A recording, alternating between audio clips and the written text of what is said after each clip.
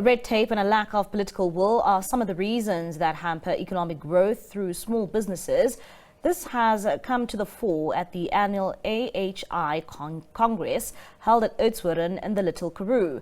Representatives from business, government and academia attended to discuss the challenges faced by South Africa's economy.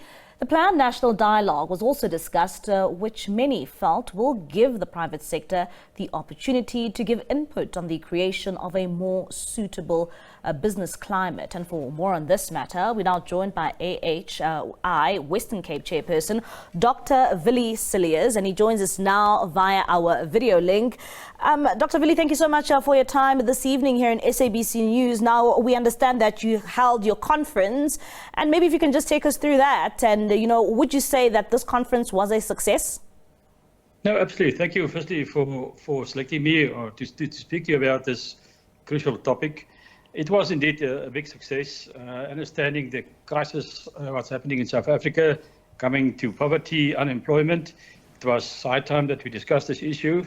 And as I said, Oudtshoorn was the place, and there was a lot of dialogue between all delegates attended, so it was indeed a good Congress. And when it comes to the various challenges that were discussed, that hinder the progress, especially for small businesses and, that allows for economic growth, maybe if you can just take our viewers through that. What came to the fore during this conference that many, were saying that this is the hindrance for us, particularly small businesses? I think firstly, the main theme was the fact that we need to work together. Business and government need to work together.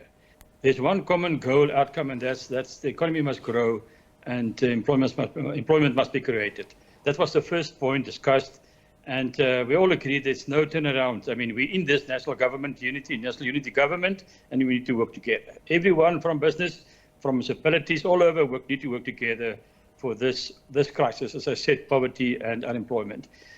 The national dialogue planned for South Africa later this year, and the discussion was about where's the voice of small business. It's vital that business need to come together, that our voice can be heard. There's so much issues. You mentioned in the introduction about red tape legislation, and you can go on and on. The fact is that we need to create that pipeline of economies through the towns we connect to the big companies, that we really can see what we can do better than now.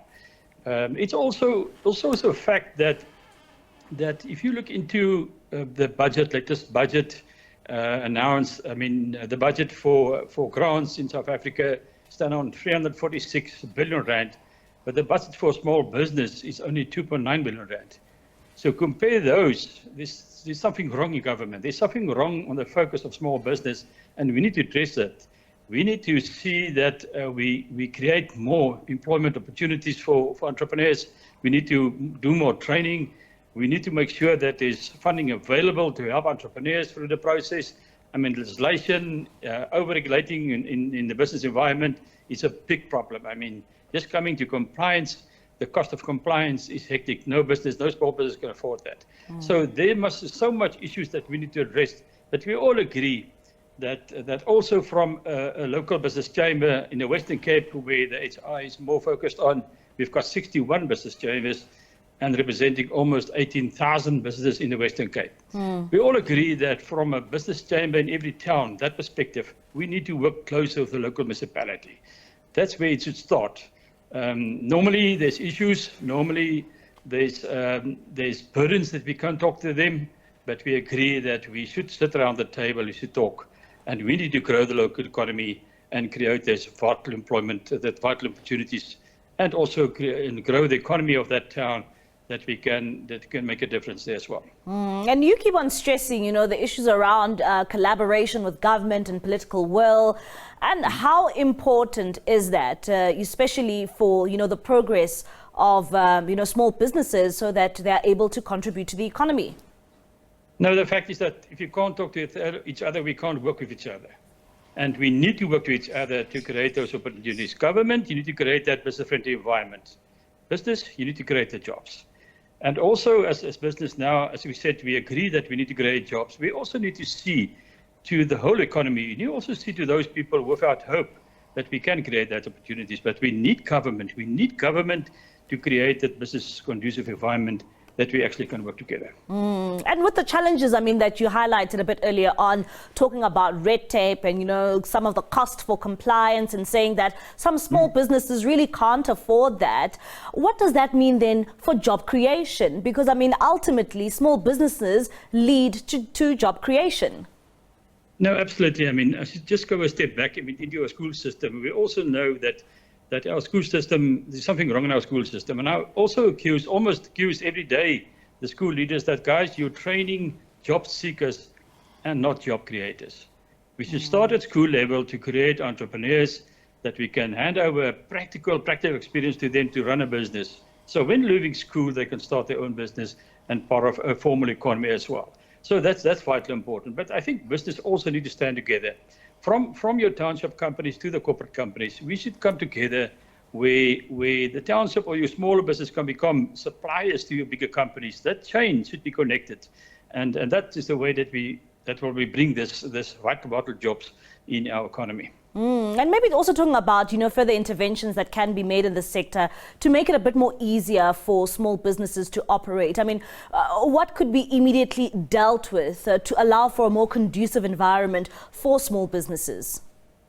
The fact we also expressed the point that when you want to do business with government, the first thing you need to do as a formal company, registered company, and all compliance. And the cost of compliance for that type of companies waiting for a tender to come through is almost 35,000 rand per year. It's unaffordable for any small business. And we said we need to allow also micro businesses, not formalized in a formal PTY status, also to do business with government. I mean, micro enterprises through the tax legislation, there's space allowed for them to do business. So we must refocus on government policies and make sure that we can make it easier for business to do business with government. But I also said, I mean, business not necessarily to do business, need to do business with government. You could start your own business and your own enterprise. I mean, there's so much opportunities. I mean, that opportunities come with training through the formal business sectors, that we can allow them with training and basic funding how to start a business.